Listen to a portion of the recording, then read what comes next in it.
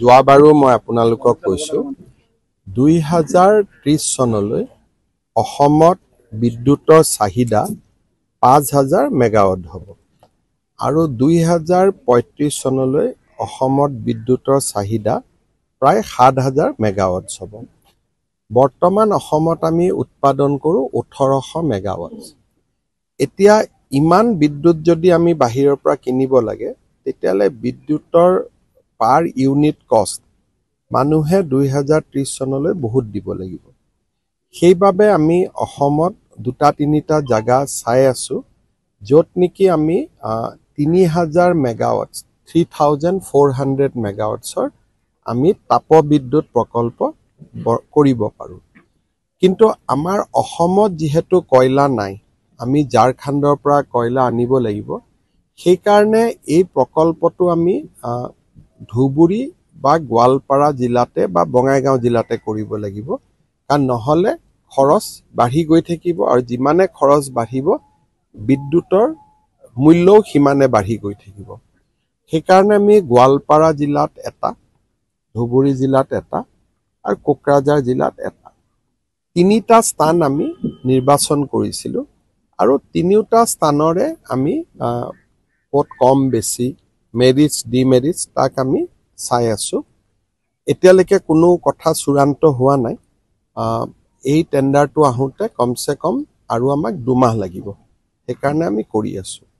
চাপৰত যদি চিলেক্ট হয় তেতিয়াহ'লে 3,400 মেগাৱাট ইলেক্ট্ৰিচিটি উৎপাদন কৰিবৰ কাৰণে 40,000 কোটি টকা ব্যয় কৰিব লাগিব আৰু 40,000 কোটি টকা যদি আমি ব্যয় কৰোঁ তেতিয়াহ'লে ইয়াত 15-20 হাজাৰ প্ৰত্যক্ষ আৰু 15-20 হাজাৰ পৰোক্ষ মানুহে কৰ্ম সংস্থাপন পাব আৰু লগে লগে চালাকাটি হ'ল 600 মেগাৱাট, এইটো হ'ব 3400 মেগাৱাট।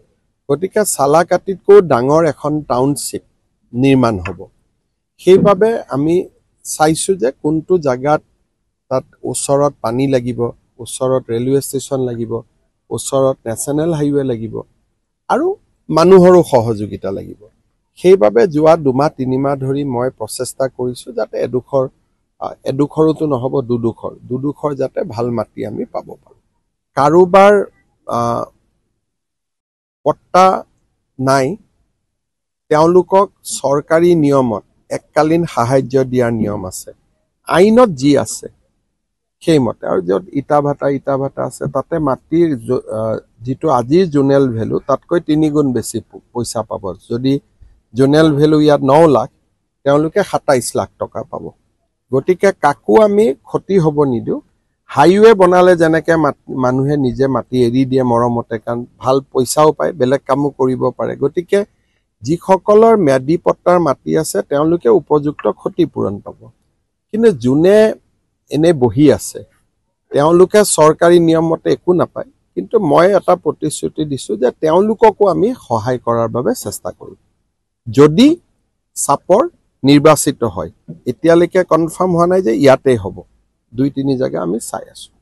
আমাক আৰু টোটেল লাগে যদি 3,400 মেগাৱাট যদি আমি কৰিব খোজোঁ, আমাক 5,100 বিঘা মাটি লাগিব আৰু এইটো বহুত ডাঙৰ। আপোনালোকে যদি ইয়াতে হয় পুৰা চাপৰৰ প্ৰতিচ্ছবি সলনি হৈ যাব। যেনেকৈ এতিয়া আপোনালোকে জাগিৰোডত গ'লে দেখা পাব, জাগিৰোডত হৈ আছে 27,000 কোটি টকা, ইয়াতে হ'ব 40,000 কোটি টকা।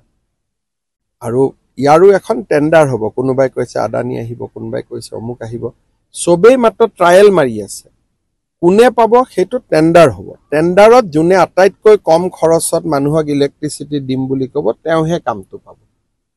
ধৰক মই ক'লোঁ, আদানীয়ে ক'লে মই 5 টকা প্ৰতি ইউনিটত দিম, কোনোবা জিন্দালে আহি ক'লে আমি 4 টকা 90 পইচাত দিম, টাটাই আহি ক'লে আমি 4 টকা 60 পইচাত দিম, তেতিয়া 4 টকা 60টোৱে পাব। সেইকাৰণে ইয়াতে এটা নিবিদাৰ প্ৰক্ৰিয়া হ'ব। গতিকে কোনো কোম্পানীৰ নাম নাই, খালি কোনোবা এটা আহিব। ইয়াৰ অঞ্চলে মানুহে অকণমান ভয় খাই আছে, ছাৰ আপুনি তেওঁলোকৰ ভয় খাবৰ কাৰণে কি আছে? আমাক ক'ত যাম, কি কৰিম, সেইটো চাওক। এতিয়া চৰকাৰী মাটিত যোন বহি থাকে তেওঁলোকে চৰকাৰক আবেদন কৰিব লাগে, মাটি দেখুৱাই য'ত যেনেকৈ পাৰে মাটি দিব। কিন্তু চৰকাৰী মাটিত বহি থকা মানুহখিনিয়ে মাদি পট্টাৰ দৰেতো সমান সুবিধা নাপায় আইনতে লিখা আছে যে দখল কৰিলে কি পাব মেদি পট্টা থাকিলে কি পাব একচনীয়া পট্টা থাকিলে কি পাব আৰু তাৰ ওপৰতো মই মানুহ হিচাপে যাক যেনেকে যিমান আৰু সহায় কৰি দিব পাৰো মই কৰি দিম আৰু তেওঁলোকক মই গুৱাহাটীত মাতিও লৈছো যে আপোনালোক আহিব আমি আলোচনা কৰিম